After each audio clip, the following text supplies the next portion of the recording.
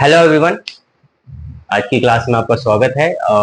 आज की क्लास में हम लोग पढ़ेंगे इकोनॉमिक्स का एक topic that is elasticity of demand, जो कि क्लास 11th माइक्रो इकोनॉमिक्स से रिलेटेड है।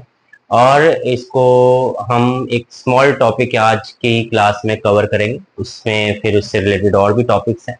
तो इलास्टिसिटी ऑफ डिमांड की अगर हम बात करें तो इलास्टिसिटी ऑफ डिमांड का मतलब है कि अगर डिमांड के फैक्टर्स में कुछ चेंज आ रहा है तो उसकी वजह से डिमांड में क्या चेंज आएगा वो यहाँ पे हम समझ रहे हैं। तो बेसिकली अगर हम समझें कि लॉ ऑफ डिमांड क्या कहता है कि कमोडिटी की अगर प्राइस बढ़ती है तो उसकी डिमांड घटती है एंड वाइस वर्सा। सो उसी तरीके से और भी फैक्टर्स होते हैं, फ्यूचर एक्सपेक्टेशन है, टेस्ट एंड प्रेफरेंस है, इनकम ऑफ कंज्यूमर है, कॉम्प्लीमेंट्री गुड्स हैं, सब्स्टिट्यूट गुड्स हैं। तो ये सारी चीजें जो हैं इनके फैक्टर में चेंज आने की वजह से डिमांड पे क्या चेंज आ रहा है वो यहाँ पे हम बेसिकली समझने वाले हैं। ठीक है, सो आप लोग ध्यान से टॉपिक को समझेंगे, साथ में नोटबुक और पेन लेके बैठेंगे ताकि जो इंपॉर्टेंट लग रहा है उसको आप साथ साथ नोट करते हुए चलें। ठीक है, तो ये चीजें हैं। तो देखते हैं आगे। इलास्टिसिटी ऑफ डिमांड क्या कहता है? इलास्टिसिटी ऑफ डिमांड ये कहता है कि percentage change in demand for commodity with respect to percentage change in any factors affecting demand for commodity। यानी कि कमोडिटी की कोई भी फैक्टर में अगर चेंज आ रहा है तो उसकी वजह से डिमांड में कितना चेंज आएगा वो चीज हम यहाँ पे देखना चाहते हैं या देख रहे हैं। ठीक है, तो इसको हम कह रहे हैं elasticity of demand. Elasticity demand के अगर टाइप की बात करें तो टाइप में तीन तरीके के टाइप आ जाते हैं। Number one that is price elasticity. So price elasticity की अगर मैं बात कर रहा हूं तो इसका मतलब है कि कमोडिटी की प्राइस में अगर चेंज आ रहा है तो उससे डिमांड में क्या चेंज आएगा वो चीज हम यहाँ पे समझते हैं। प्राइस बढ़ रही है तो डिमांड घट रही है, कितनी घट रही है, कितना प्राइस में चेंज आया तो कितना डिमांड में डिक्रीज आया, तो वो सारी चीजें यहाँ पे हम समझ रहे हैं। दूसरी चीज जो हम यहाँ पे समझेंगे that is cross elasticity. So cross elasticity is basically related to related goods.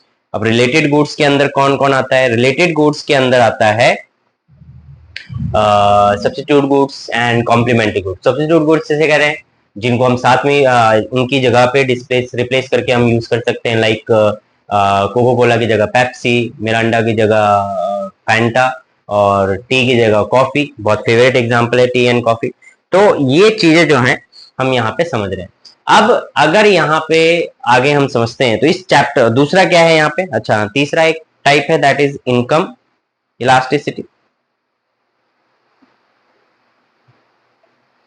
So consumer की इलास्टिक इनकम जो है वो भी अफेक्ट करती है। अगर इनकम बढ़ेगी तो किस तरीके से डिमांड चेंज होती है वो भी यहाँ पे देखा जाता है। इस चैप्टर के अंदर जो सबसे बेजरली जो कवर किया गया है वो है प्राइस इलास्टिसिटी। क्लास 11th के जो टॉपिक है प्राइस इलास्टिसिटी, उसमें ज्यादातर क्वेश्चन इसी से आएंगे। क्रॉस इलास्टिसिटी और इनकम इलास्टिसिटी से नहीं आएगा, वो हायर क्लासेस में पूछा जाता है। तो हम मेजरली प्राइस इलास्टिसिटी को अभी के लिए समझ रहे हैं। ठीक है, सो प्राइस इलास्टिसिटी क्या कहता है? प्राइस इलास्टिसिटी कहता है कि अगर कमोडिटी के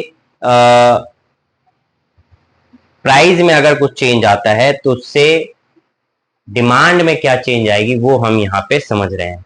तो प्राइस अगर बढ़ेगी तो डिमांड घटेगी, डिमांड बढ़ रही है इसका मतलब प्राइस घट रही है, तो ये लॉ ऑफ डिमांड कहता है। तो ये बेसिकली इस प्राइस इलास्टिसिटी में हम समझ रहे हैं। तो इलास्टिसिटी ऑफ डिमांड का स्पेसिफिक टॉपिक हो गया प्राइस इलास्टिसिटी। ठीक है, अब प्राइस इलास्टिसिटी की बात करें तो रिलेटेड जो है वो बेसिकली हम समझेंगे क्या कि यहाँ पे उसका फॉर्मूला है, क्योंकि ज्यादातर इसमें न्यूमेरिकल पूछे जाते हैं तो उसका फॉर्मूला हमें यहाँ पे ध्यान रखना है। तो फॉर्मूले में अगर ध्यान दें तो सबसे पहले प्राइस इलास्टिसिटी की डिमांड की जो फॉर्मूला हम यूज करेंगे that is percentage change in quantity upon में परसेंटेज चेंज इन प्राइस। ये इसका एक फॉर्मूला है, percentage change in quantity upon में परसेंटेज चेंज इन प्राइस। तो ये मेजर एक बेसिक फॉर्मूला आप इसे कह सकते हैं। इसको और सिंप्लीफाई करा जा सकता है अगर हम परसेंटेज चेंज का फॉर्मूले का यहाँ यूज कर लें। परसेंटेज चेंज क्या कहता है? फाइनल माइनस इनिशियल अपॉन में इनिशियल इंटू 100। तो फाइनल में से इनिशियल को माइनस करो, चेंज निकालो, डिवाइड बाय इनिशियल कर दो और इंटू 100 कर दो। जैसे कि अगर मैं परसेंटेज चेंज इन क्वांटिटी निकाल रहा हूं तो उसको मैं कैसे दिखाऊंगा? उसको मैं दिखाऊंगा चेंज इन क्वांटिटी अपॉन में क्वांटिटी इनिशियल जो होगी इंटू में 100। इसी तरीके से हम क्या कर सकते हैं, change in percentage change in price निकाल सकते हैं। तो वो कैसे निकलेगा, चेंज इन प्राइस अपॉन में प्राइस इनटू में 100, ये इसका फॉर्मूला हो जाता है। और इसको जब इसके अंदर मैं पुट करता हूं तो नया जो फॉर्मूला निकल के आता है वो जरा देखिए। तो परसेंटेज चेंज इन क्वांटिटी की जगह मैं रख सकता हूँ डेल्टा क्यू अपॉन में क्यू इंटू में 100 अपॉन में डेल्टा पी अपॉन में पी इंटू में 100, ये हो गया।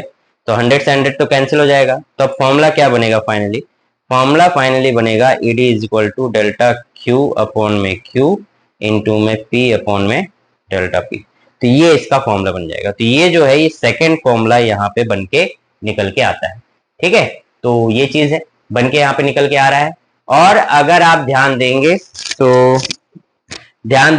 तो ये दो फॉर्मूले जो हैं, एक और दो, इन्हीं दो फॉर्मूले को आपको याद रखना है। इन्हीं दो फॉर्मूले के ऊपर जो है न्यूमेरिकल आता है। तो अब हम आगे देखते हैं इसके न्यूमेरिकल कैसे आते हैं। ठीक है, तो टॉपिक समझ में आ गया, इलास्टिसिटी ऑफ डिमांड की फैक्टर्स में चेंज आने की वजह से डिमांड में क्या चेंज आता है, उसका स्पेसिफिक टॉपिक हमने पढ़ा है प्राइस इलास्टिसिटी।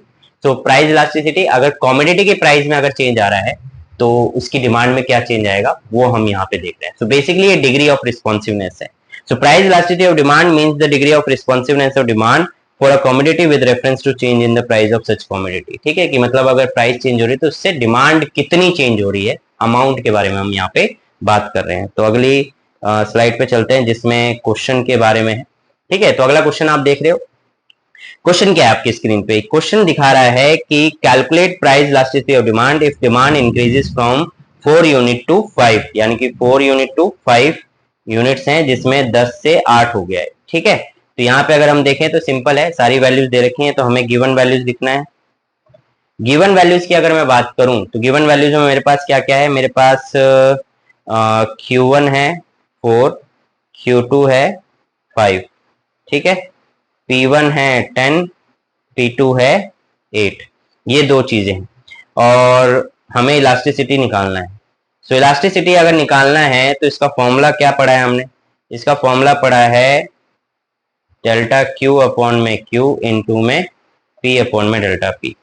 सो अगर आप देखो तो यहाँ से डेल्टा क्यू की वैल्यू क्या आएगी, 5 माइनस 4 1, यहाँ पे क्या करेंगे 8 माइनस 10, यहाँ पे देखो फाइनल माइनस इनिशियल होगा हमेशा, P2 minus P1 Q2 minus Q1। ठीक है, तो यहाँ पे क्या आ जाएगा -2, क्योंकि फाइनल माइनस इनिशियल क्या है। तो अगर डेल्टा क्यू की वैल्यू बात करें 1, इनिशियल वैल्यू 4, डेल्टा पी कितना आया, डेल्टा पी कितना आया, पी है हमारा 10 और डेल्टा पी है हमारा कितना -2। इसको अगर आप सोल्व करते हैं तो कितना आया, 2 पंजे 10, तो कितना आ गया -5/4। अब -5/4 को अगर आप सॉल्व करते हो तो कितना आएगा -1.25। तो -1.25 यहाँ पे आया इलास्टिसिटी ऑफ डिमांड। तो ये इस तरीके से न्यूमेरिकल करते हैं। ठीक है, समझ में आ गया होगा।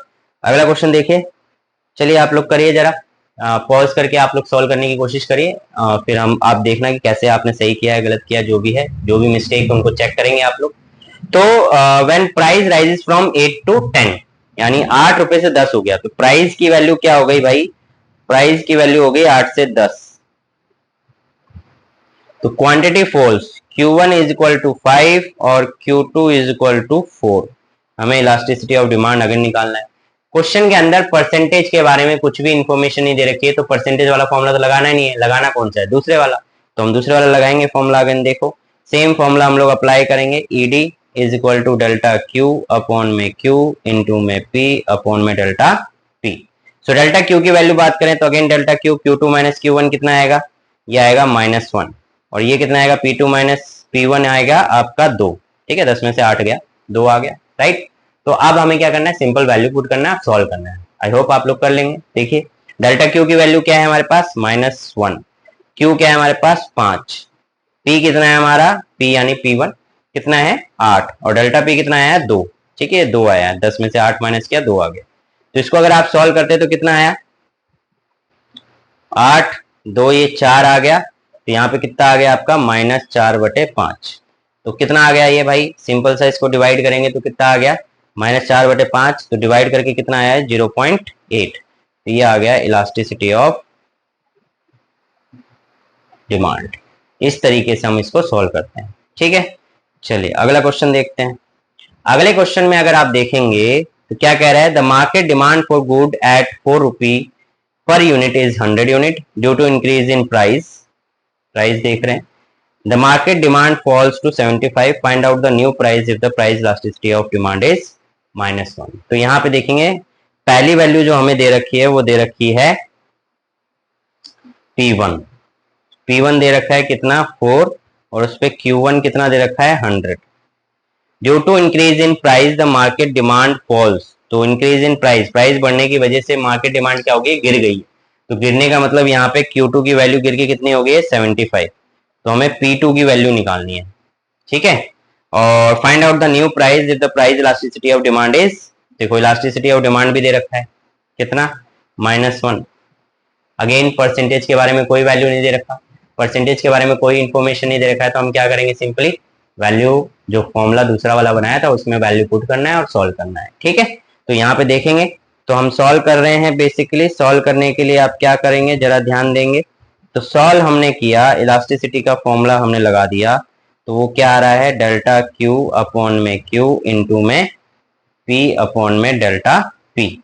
तो डेल्टा क्यू की वैल्यू निकालनी पड़ेगी भाई। कितनी आ गई 100 से 25, गिर गई है।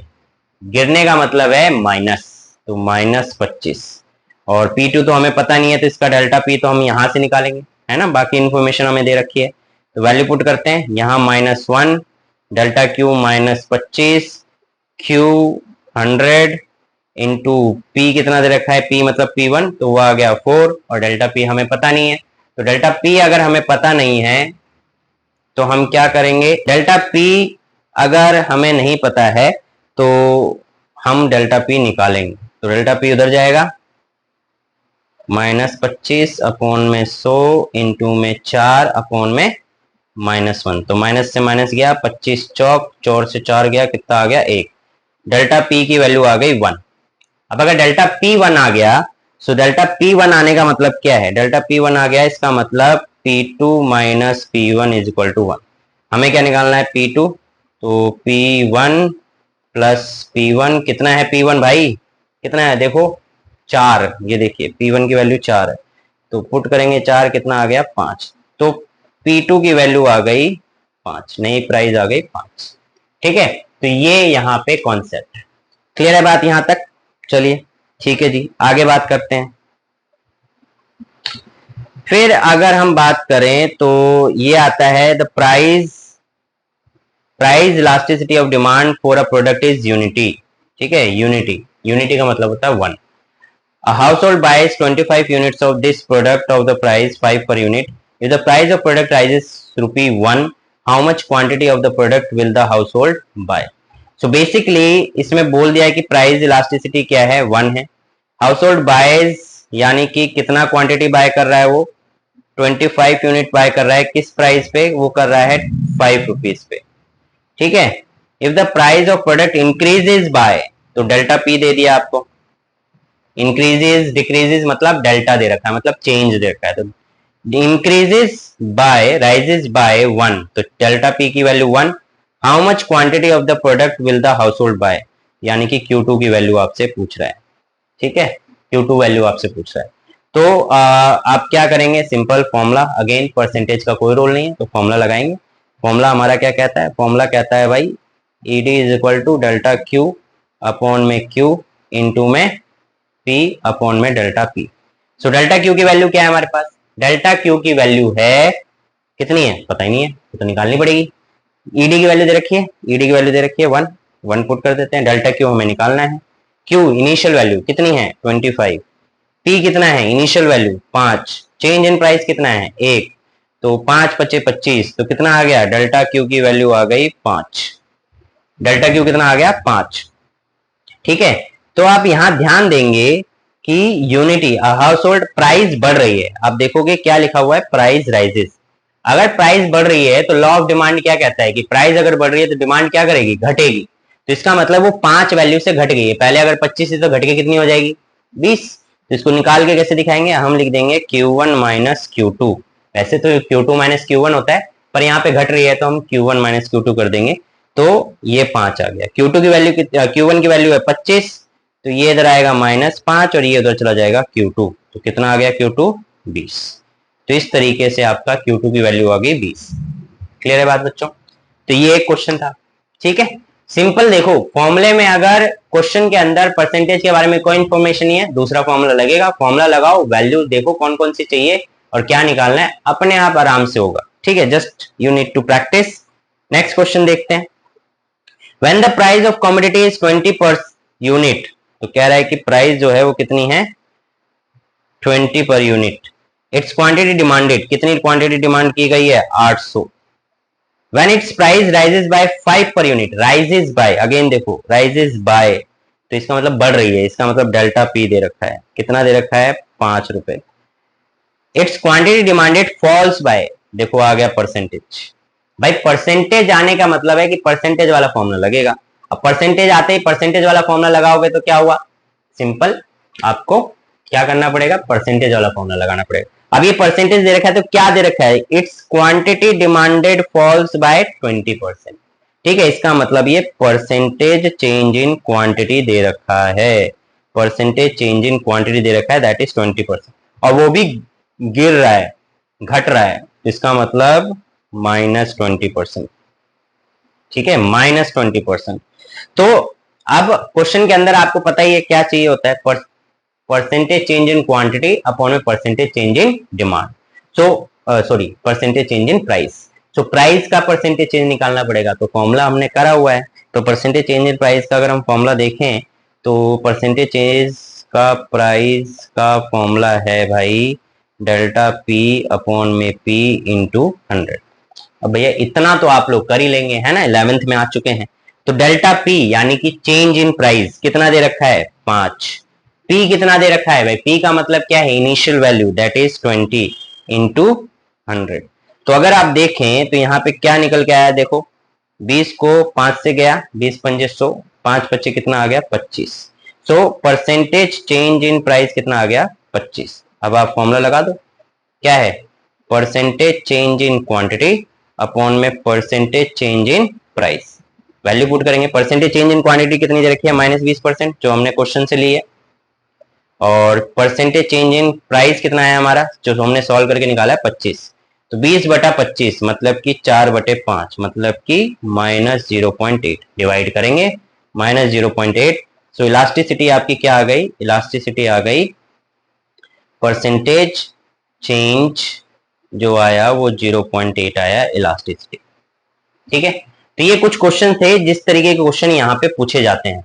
तो हमेशा जो है इसी टाइप के क्वेश्चन इस टॉपिक से रिलेटेड पूछे जाते हैं, जिसमें क्यू निकालो, Q2 निकालो, डेल्टा क्यू निकालो, डेल्टा पी निकालो, या परसेंटेज सेंस में पूछ लेता है, या इलास्टिसिटी डिमांड पूछ लेता है।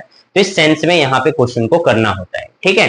तो आप और क्वेश्चंस की प्रैक्टिस करिए। आज जो मैंने क्वेश्चन कराए मोस्टली जो है जिस तरीके के क्वेश्चन पूछे जा सकते हैं उस तरीके के पूछे हैं, और मेरे को अलग तरीके के क्वेश्चन दिखते हैं तो मैं उसको नेक्स्ट क्लास में, नेक्स्ट वीडियो में लेके आता हूँ। तब तक के लिए आपके लिए ये टॉपिक जो है इसको रिवाइज करिए, वीडियो को बार बार देखिए, समझिए। कोई डाउट है तो नीचे कमेंट में आप लिख सकते हैं।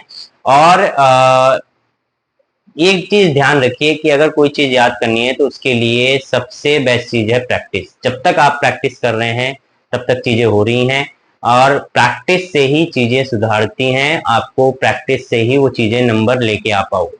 सो प्रैक्टिस मोर, जितना ज्यादा प्रैक्टिस आप कर सकते हैं उतना ज्यादा, ठीक है। टाइम मैनेज करिए, प्रैक्टिस करिए, ये इंपॉर्टेंट होता है क्वेश्चन को, न्यूमेरिकल को सॉल्व करने के लिए, ठीक है। कुछ लोगों को मैथ्स में दिक्कत आती होगी, तो उसके लिए मैं कोशिश कर रहा हूं कि मैं एक एक स्टेप को समझा रहा हूं ताकि आप लोगों को समझ में आए, ठीक है।